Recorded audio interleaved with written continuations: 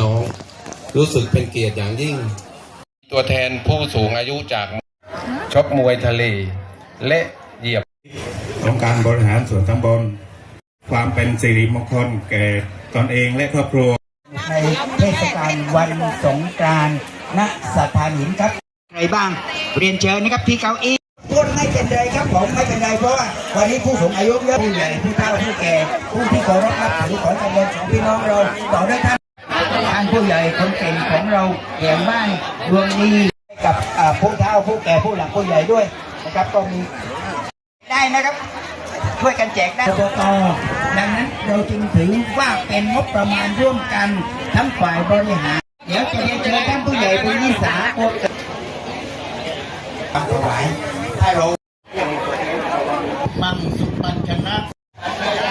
ปัดคูสังคูวิจัยโยวิริยพันนา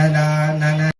อุทานังอุทานเนติอันยาติวัตโพกอนทันโยอันยามานาเตียเทวาตนะธรรมนุนตาเวโตนิมานาเตีนาเทวา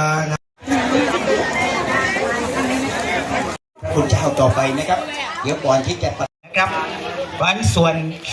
หรือวันตรุษหยุดการงานสังคมชาวบ้านสิการกติกานะครับกติกา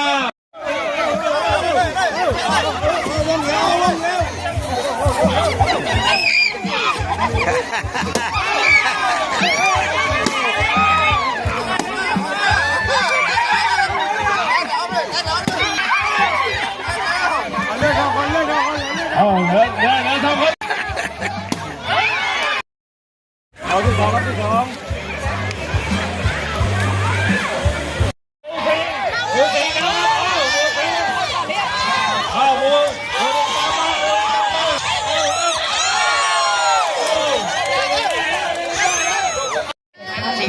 440 บาทครับขอบคุณมากครับ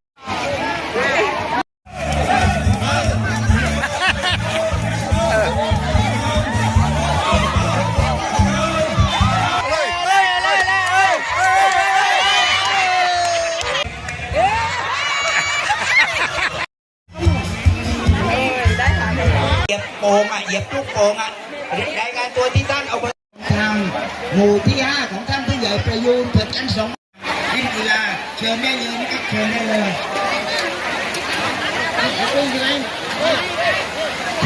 กระจับของ